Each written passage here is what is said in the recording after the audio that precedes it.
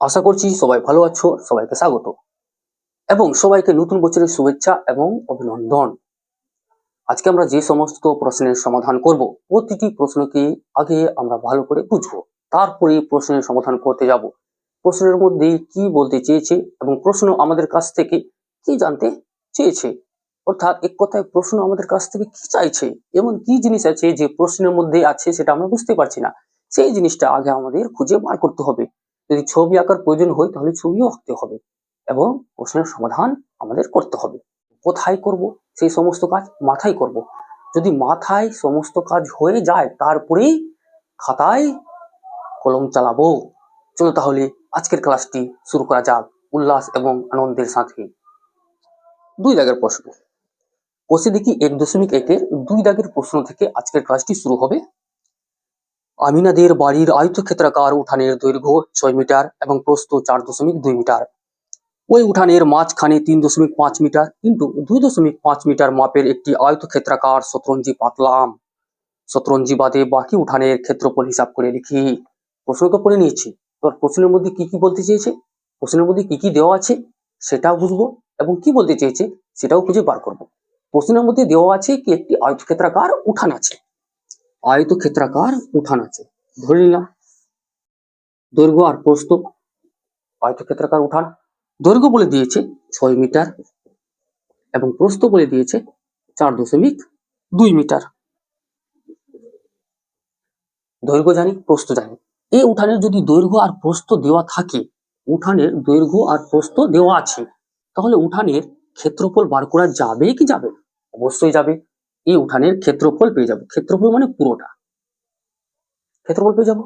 এবার কি বলেছে প্রশ্নে, বলেছে কি এই উঠানের মাঝখানে, এই উঠানের মাঝখানে, এই উঠানের মাঝখানে এইসব জায়গায় কি পাতানো হয়েছে? শতরঞ্জি। শতরঞ্জি। এই শতরঞ্জির দৈর্ঘ্য কত বলেছে? দৈর্ঘ্য বলেছে প্রশ্নে 3.5 মিটার এবং প্রস্থ বলেছে 2.5 মিটার। শতরঞ্জির ক্ষেত্রফল হবে, কারণ শতরঞ্জিটাও আয়তকার ক্ষেত্র আছে, শতরঞ্জিটাও দেখতে আয়তক্ষেত্রাকার আছে, তাই শতরঞ্জিরও ক্ষেত্রফল হবে দৈর্ঘ্য গুণিত প্রস্থ। সেটাও আমরা পেয়ে নিলাম। এবার প্রশ্ন বলেছে বাকি উঠানের ক্ষেত্রফল, অর্থাৎ শতরঞ্জি বাদে এই অংশটাকে বাদ দিয়ে বাকি উঠানের ক্ষেত্রফল বার করতে হবে।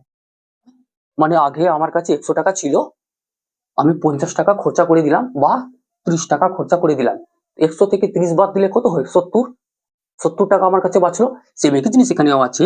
আগে উঠানের ক্ষেত্রফল বার করব, যখন উঠানটা তৈরি হয়েছিল সেই উঠানের ক্ষেত্রফল কত ছিল, মাঝখানে শতরঞ্জি পেতেছি, শতরঞ্জির ক্ষেত্রফল বার করব, ওখান থেকে এটাকে বাদ দিয়ে দিব, বাকি উঠানের ক্ষেত্রফল বেরিয়ে আসবে। সহজ। 2 দাগের প্রশ্ন লিখবো কি আয়তক্ষেত্রাকার উঠানের দৈর্ঘ্য এবং প্রস্থ।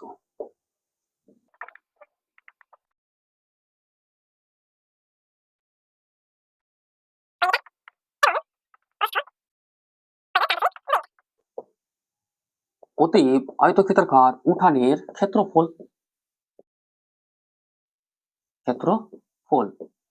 ক্ষেত্রফল হয় দৈর্ঘ্য গুণিত প্রস্থ। দৈর্ঘ্য গুণিত প্রস্থ। দৈর্ঘ্য লিখছি প্রথমে, দৈর্ঘ্য গুণিত প্রস্থ। দৈর্ঘ্য কত? 6, প্রস্থ কত?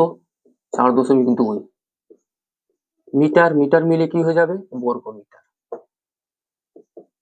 6 2 12, 6 4 24, 1 25। একটা সংখ্যার আগে দশমিক আছে, একটা সংখ্যার আগে দশমিক লেগে গেল, 25.2 বর্গ মিটার পেয়ে গেলাম।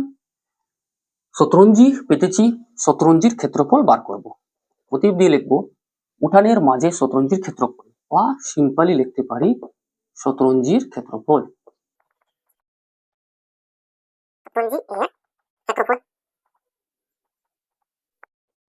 3.5 ইন্টু 2.5 বর্গ মিটার। গুণ করবো 25 5 125, 125 5 হাতে থাকবো 12, 25 3 75, 75 আর 10 85, 86 87। একটা সংখ্যা একটা সংখ্যার আগে দশমিক, একটা সংখ্যার আগে দশমিক, এক কথায় দুটো সংখ্যার আগে দশমিক, দুটো সংখ্যার আগে দশমিক লেগে গেল, বর্গ মিটার হয়ে গেল। অতএব এখন আমাদের কি করতে হবে, 100 টাকা ছিল আমার কাছে, 30 টাকা খরচা করেছি, বাঁচলো কত, 70 টাকা। আগে উঠানের ক্ষেত্রফল ছিল এত, এই ক্ষেত্রফলের মধ্যে শতরঞ্জি এতটা জায়গা নিয়ে নিয়েছে, তাহলে এখান থেকে এটা বাদ দিলে বাকি উঠানের ক্ষেত্রফল বেরিয়ে আসবে। লিখবো শতরঞ্জি বাদে, শতরঞ্জি বাদে বাকি উঠানের ক্ষেত্রফল।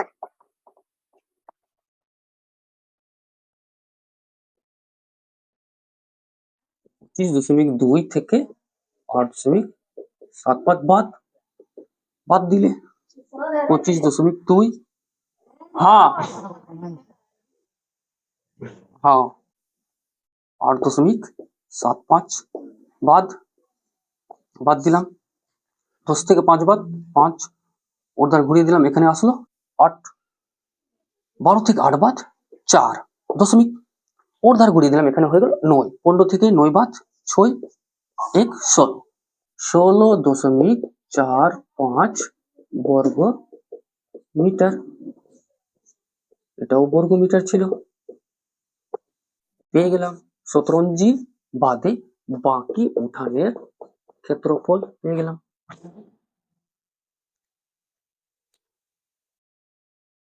3 দাগের প্রশ্ন বলা হয়েছে অজন্তা হাউজিং কমপ্লেক্সের বর্গাক্ষেত্রাকার পার্কের বাইরের চারিদিকে 3 মিটার চওড়া একটি রাস্তা আছে। কমপ্লেক্স আছে, কি রকমের কমপ্লেক্স আছে, বর্গাক্ষেত্রাকার কমপ্লেক্স আছে, এবং বর্গাক্ষেত্রাকার কমপ্লেক্সের বাইরের চারদিকে 3 মিটার চওড়া রাস্তা আছে, এটাই তো। যদি একটি বর্গক্ষেত্র অঙ্কন করা হয়, প্রথমে বর্গক্ষেত্র অঙ্কন করা হচ্ছে, ধরে নিব কি এটাই হচ্ছে বর্গাক্ষেত্রাকার কমপ্লেক্স। এই বর্গক্ষেত্র অঙ্কন হলো, লাগছে তো বর্গক্ষেত্র, এই বর্গক্ষেত্রাকার কমপ্লেক্স এর বাইরের চারিদিকে অর্থাৎ বাঁ দিকে, ডান দিকে, পিছনে, সামনে কত মিটার চওড়া, 3 মিটার 3 মিটার 3 মিটার 3 মিটার চওড়া একটি রাস্তা তৈরি করা হয়েছে। যখনই রাস্তা তৈরি করা হয়েছে, তাহলে এই পার্কের বাহুর দৈর্ঘ্যটা বেড়ে যাবে। যদি রাস্তা সমেত ধরা হয়, রাস্তা সমেত যদি বাহুর দৈর্ঘ্য ধরা হয়, তাহলে অবশ্যই বেড়ে যাবে। আগে পি কিউ আর এস ছিল, কিন্তু এখন এ বি সি ডি হয়েছে। আগে বাহুর দৈর্ঘ্য পি কিউ ছিল, ধরে নিচ্ছি কি আগে বাহুর দৈর্ঘ্য পি কিউ ছিল, কিন্তু এখন বাহুর দৈর্ঘ্য কি আছে, ডি আছে। এখন বাহুর দৈর্ঘ্য কি আছে, সিডি আছে না, পি কিউ এর জায়গায় কি হয়ে গেছে, সিডি হয়ে গেছে না। পি কিউ যত ছিল এখন সিডি হয়ে গেছে, কেন হয়ে গেছে, কারণ বাইরে চারিদিকে রাস্তা আছে। তাহলে যদি বাহুর দৈর্ঘ্য বেড়ে যায়, পরিসীমাও বাড়বে। যদি পরিসীমা আমরা পেয়ে যাই, পরিসীমা থেকে বাহুর দৈর্ঘ্য পেয়ে যাব তো। প্রশ্নে ওটাই দিয়েছে যে রাস্তা সমেত পার্কের পরিসীমা হচ্ছে 484 মিটার। তবে রাস্তাটির ক্ষেত্রফল হিসাব করে লিখি, যেটা দিয়েছে সেটাকে আমরা লিখবো রাস্তা সমেত পার্কের পরিসীমা 484 মিটার। যেহেতু পার্কটি বর্গাকার আছে, তাহলে রাস্তা সমেত পার্কের বাহুর দৈর্ঘ্য বার করা যাবে। বাহুর দৈর্ঘ্য সহজেই বার করা যাবে, কিভাবে, 484 কে ভাগ করতে হবে 4 দিয়ে, এত মিটার। যদি কেউ বুঝতে পারেনি, তাহলে তার জন্য আবার আঁকা হচ্ছে। প্রতিটি বাহুর দৈর্ঘ্য এ হলে পরিসীমা কত হবে, এ প্লাস এ প্লাস এ প্লাস এ, পরে পরিসীমা হবে। এই 4 পরিসীমা থেকে আবার বাহুর দৈর্ঘ্য যদি যেতে হয়, তাহলে কি করব, 4 ভাজিত 4 এ আসবে। একই জিনিস পরিসীমা থেকে বাহুর দৈর্ঘ্যে যেতে হলে 4 দিয়ে ভাগ করতে হবে, ভাগ করলে 1 মিটার অর্থাৎ 121 মিটার বেরিয়ে আসবে। পার্কের প্রতিটি বাহুর দৈর্ঘ্য 121 মিটার। এবিসিডি ধরে নিয়েছি রাস্তা সমেত পার্কের প্রতিটি বর্গাক্ষেত্রাকার পার্কের প্রতিটি বাহুর দৈর্ঘ্য হয়ে গেল 121 মিটার। হয়ে গেছে কাজ এখন আমাদের। এবার আমাদের কি করতে হবে, রাস্তা সমেত পার্কের ক্ষেত্রফল বার করতে হবে। ক্ষেত্রফল, যেহেতু রাস্তার ক্ষেত্রফল জানতে চেয়েছে তাই আগে আমাদের রাস্তা সমেত পার্কের ক্ষেত্রফল বার করতে হবে। বাহু ইন্টু বাহু হয়, অথবা কেউ বাহু স্কোয়ার লিখতে পারে, বর্গ মিটার। 121 কে 121 দিয়ে গুণ করলে কত হয়?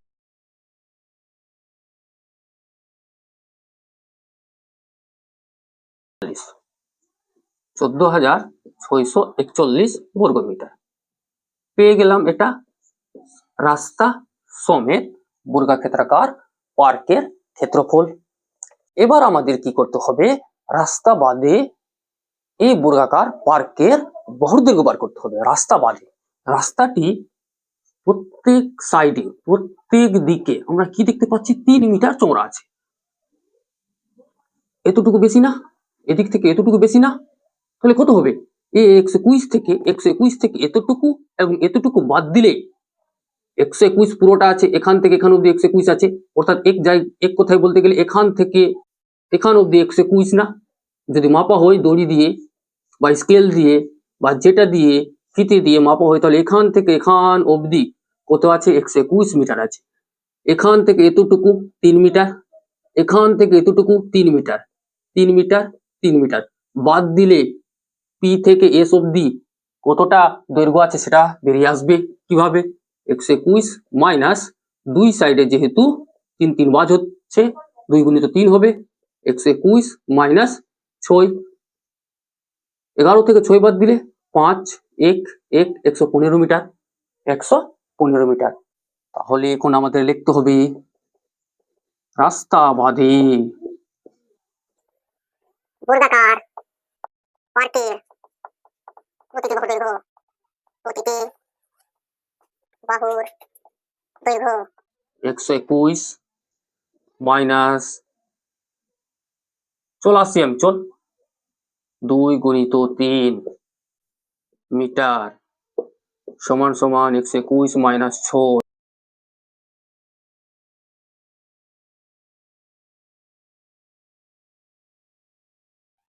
এখন আমাদের রাস্তা বাদে বর্গাকার পার্কের ক্ষেত্রফল বার করতে হবে।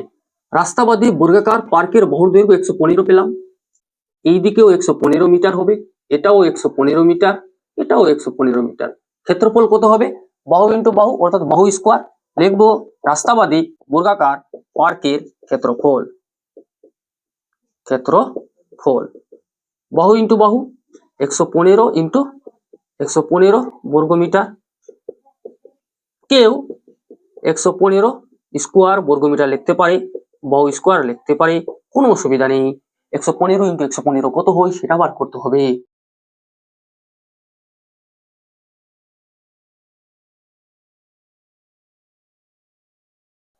(13,225 বর্গ মিটার। এটা বেরিয়ে আসলো রাস্তা বাদে বর্গাকার পার্কের ক্ষেত্রফল। আগে কত ছিল, বাহুর দৈর্ঘ্য 121, এখন কত হয়েছে 115, তাহলে অবশ্যই ক্ষেত্রফল কমবে। আগে ক্ষেত্রফল বেশি ছিল, এখন ক্ষেত্রফল কমে গেছে। আগের ক্ষেত্রফল মানে কি, রাস্তা সমেত বর্গাকার পার্কের ক্ষেত্রফল বার করেছি।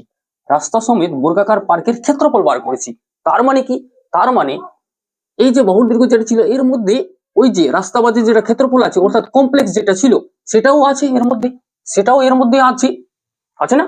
যেহেতু রাস্তা সমেত রাস্তাকে নিয়ে যে কমপ্লেক্সটা তৈরি করা হয়েছিল পুরোটার ক্ষেত্রফল কত বেরিয়েছে, 14,641। এবার শুধুমাত্র রাস্তাকে বাদ দিয়ে দিলাম, রাস্তাকে বাদ দিয়ে কমপ্লেক্সে জায়গা কতটা লেগেছে সেটা বার করা হয়েছে 13,225। এখন এটা থেকে এটাকে বাদ দিলে রাস্তার ক্ষেত্রফল বেরিয়ে যাবে, বেরোবে তো, ওটাই কি লিখবো, অতএব রাস্তার ক্ষেত্রফল, রাস্তার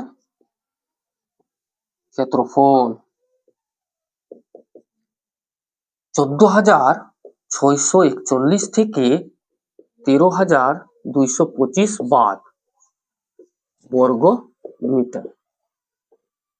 বাদ দিলে 11 থেকে 5 বাদ 6 হয়ে গেল, 3 হয়ে গেল, 4 থেকে 3 বাদ 1 হয়ে গেল, 6 থেকে 2 বাদ 4 হয়ে গেল, 4 থেকে 3 বাদ 1 হয়ে গেল, 1416 বর্গ মিটার। আশা করছি বোঝা গেছে রাস্তার ক্ষেত্রফল বোঝা গেছে। সবাইকে বলা হচ্ছে সবাই একবার ভালো করে প্রশ্নের সমাধানকে লক্ষ্য করো। যদি কোথাও ডাউট থাকে কমেন্ট বক্সে কমেন্ট করে জানাবে, সেই ডাউট ক্লিয়ার করার অবশ্যই চেষ্টা করা হবে পরের ভিডিওতে। তাই তো অসুবিধার কোনো কিছু নেই, প্রত্যেকটা প্রশ্নকে আমাদের পড়তে হবে এবং সমাধান করতে হবে। কিন্তু কিভাবে পড়তে হবে? প্রতিটি প্রশ্নকে আমাদের ভালো করে বুঝতে হবে।